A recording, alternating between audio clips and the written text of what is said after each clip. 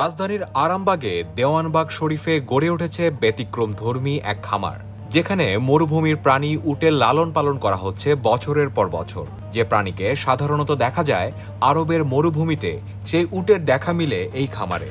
2004 সালে ভারতের রাজস্থান থেকে গাবতলীর হাটে আসা 10টি উট কিনে শুরু করা হয় এই খামার।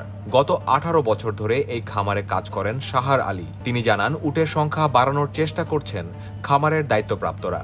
আমি এই খামারের সাথে জড়িত 2005 সাল শুরু থেকে 26 সাল পর্যন্ত আমি এই উটের পরিচর্যার দায়িত্বে আছি, পরিচর্যা করতেছি এবং পাশাপাশি চিকিৎসার কাজটাও আমি করি নিজেই। আসলে খামার করার উদ্দেশ্য হলো হযরত সুফি সম্রাট শাহ দেওয়ানবাগী হুজুর কেবলা যেহেতু ধর্ম প্রচার করেন এবং মোহাম্মদী ইসলাম প্রচার করেন, উটের সাথে ধর্মের একটা সম্পর্ক রয়েছে। সমস্ত নবী রসুলদের জীবনী খুঁজতে গেলে দেখা যায় তাদের উটের সাথে একটা স্মৃতি রয়েছে। এসে আমরা প্রথম যখন খামার শুরু করি তখন আমরা বালু ফেলেয়া এটাকে কৃত্রিম মরুভূমির মতো তৈরি করি।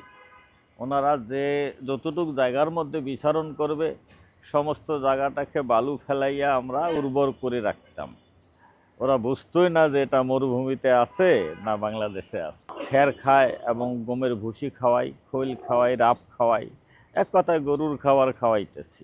অপরিচিত কাউকে দেখলে কিছুটা তেড়ে আসে মরুভূমির এই প্রাণী। তবে যারা দীর্ঘদিন পরিচর্যা করছেন তাদের সঙ্গে গড়ে উঠেছে বিশেষ সখ্যতা। প্রতিষ্ঠা শুরুতে অনেক চড়াই উতরাই, অনেক ধরনের চ্যালেঞ্জ ওনাকে নিতে হয়েছে। পরবর্তীতে আস্তে আস্তে খামারটা অনেক বড় হয়েছিল, অ্যাভেলেবেল দুধ বাচ্চা পাওয়া যেত। আস্তে আস্তে আমাদের জায়গা সংকলনের কারণে আমরা খামারটা ছোট করে ফেলছি। আমাদের ইচ্ছা আছে তারপরও খামারের একটা পরিবেশ বা খামারের একটা ভাইব ধরে রাখার চেষ্টা করি। 2টা উট প্রেগনেন্ট ছিল, 2টা উট থেকেই মূলত প্রজনন শুরু, কিন্তু আমাদের খামারে ওই পুরো 10টা উটে ছিল আর কি। তখন আসলে কোরবানির উদ্দেশ্যে আনা হয়েছিল, পরবর্তীতে পুরো উটটাই রেখে দিয়ে খামারে রূপান্তর নিচ্ছে আর কি। হয়তোবা আমাদের বিভিন্ন নথিপত্র ঘাটলে এর যে সংখ্যা পাওয়া যাবে, কতগুলো বিক্রি হয়েছে, কতগুলো আমরা কোরবানি দিয়েছি, সেই হিসেবে হয়তো আমাদের একটা হিসাব আছে, হিসাবটা করলে পাওয়া যাবে। তবে সেটা শত শত হবে। এটা যখন আমরা হাট থেকে ক্রয় করি, গাবতলী হাট থেকে, তখন জানা গেছে এটা ইন্ডিয়ার রাজস্থান থেকে ওনারা নিয়ে আসছিল। কিন্তু মজার ব্যাপার হলো ওই পরবর্তীতে যখন আমাদের দেশে যেগুলো দেখতেছেন এগুলো সব আমাদের দেশেই প্রজনন করা।